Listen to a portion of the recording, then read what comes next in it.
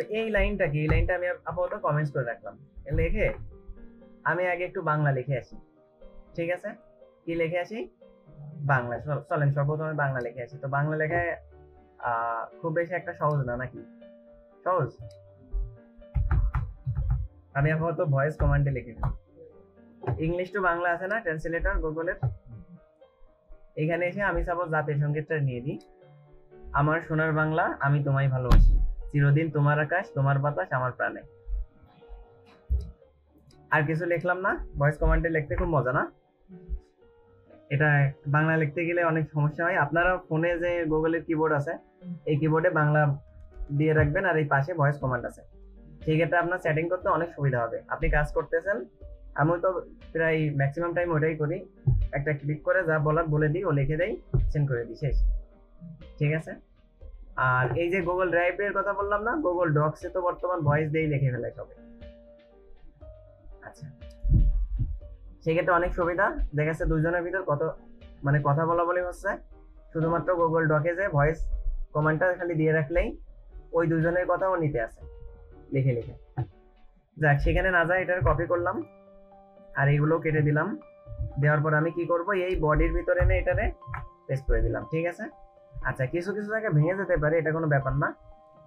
তো control S save করলাম আর ব্রাউজারে যে রিলোড দিলাম, দেখতে পারতেছি যে এখানে এটা চলে আসছে না।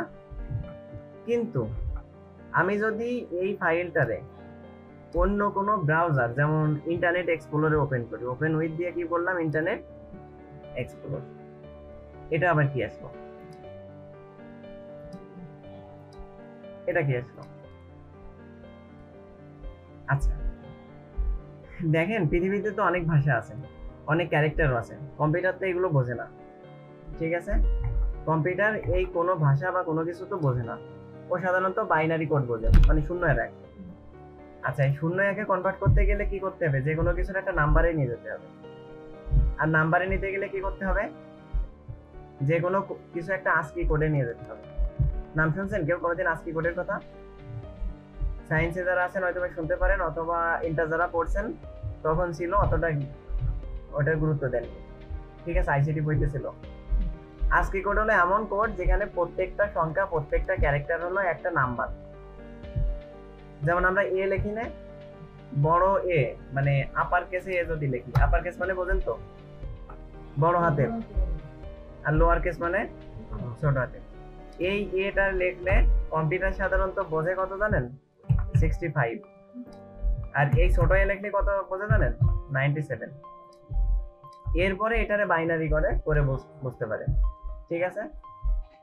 আচ্ছা, তো এটারে প্রত্যেকটা ভাষা, এই যে আমাদের বাংলা, তারপরে ওই যে ইমোজি দিনে আমরা এই সব কিছু, এরপরে আরো ডিটেলস এই বিষয়গুলো নিয়ে আলোচনা করবো, সমস্যা নেই। এই প্রত্যেকটা জিনিস কি হয়, ASCII কোডে ট্রান্সফার হয়। ঠিক আছে? এই ASCII কোড অনুযায়ী কম্পিউটার বুঝতে পারে। দেখেন বাংলা কি আগে কম্পিউটারে ছিল? তারপরে মোস্তফা জব্বার আনে না, তো তখন সে কি করে, ASCII কোডের সিরিয়ালে এটা বসাই দেয়। বুঝতে পারছেন? কিন্তু কম্পিউটার যখন অপারেটিং সিস্টেম তৈরি করে কে, মাইক্রোসফট, সে কি বাংলার ASCII কোড বুঝতো? এই জন্য এক্সট্রা ভাবে কি করা লাগে, ইনস্টল দেওয়া লাগে। কিন্তু ইংলিশের জন্য কি ইনস্টল দেওয়া লাগে? কারণ অটো থাকতো ASCII কোড। এখন কম্পিউটারেও কিন্তু অপারেটিং সিস্টেমের সাথে বাংলাও দিয়ে দিচ্ছে, তাই না?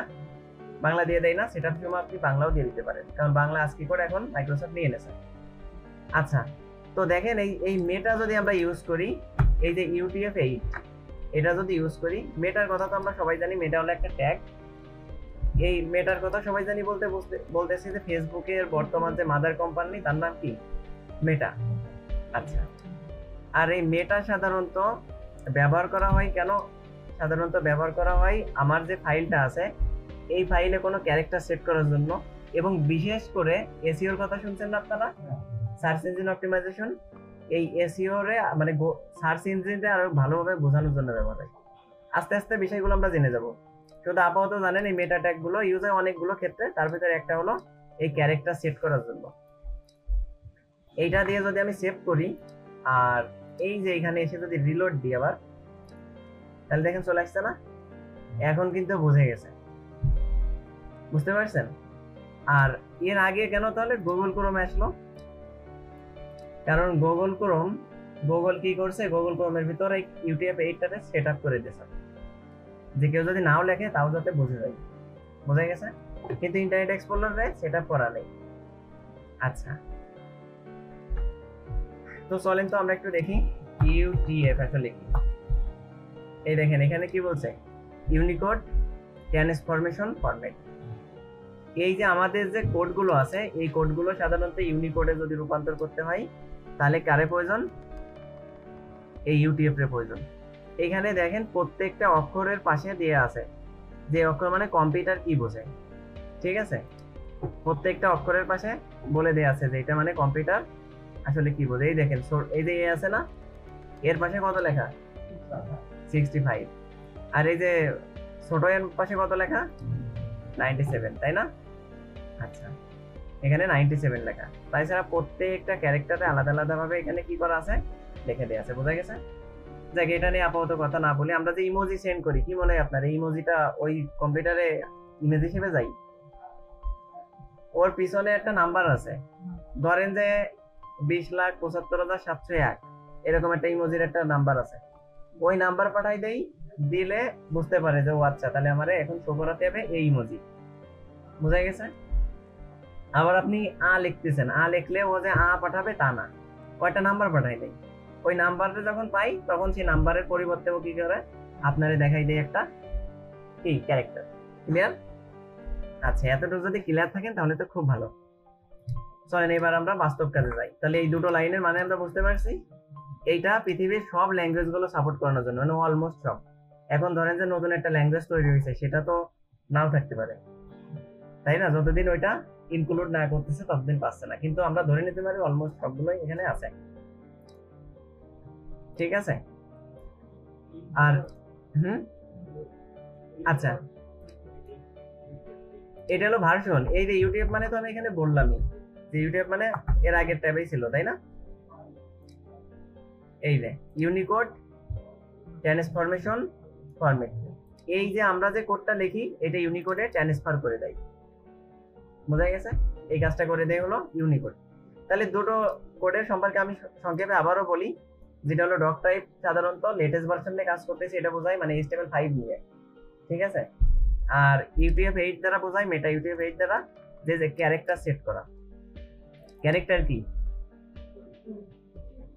এই ABCD সব এক একটা ক্যারেক্টার, প্লাস মাইনাস যা আছে আশেপাশে সবই এক একটা ক্যারেক্টার, ঠিক আছে? এই যে এখানেও যা যা দেখতেছি সবই এক একটা ক্যারেক্টার, এই সবগুলো এই যে এইগুলো সবই এক একটা ক্যারেক্টার, ঠিক আছে? মানে সিম্বল গুলো এবং নাম্বার এবং এই যে এইগুলোর তো ক্যারেক্টারই বলে, অক্ষর যেগুলো।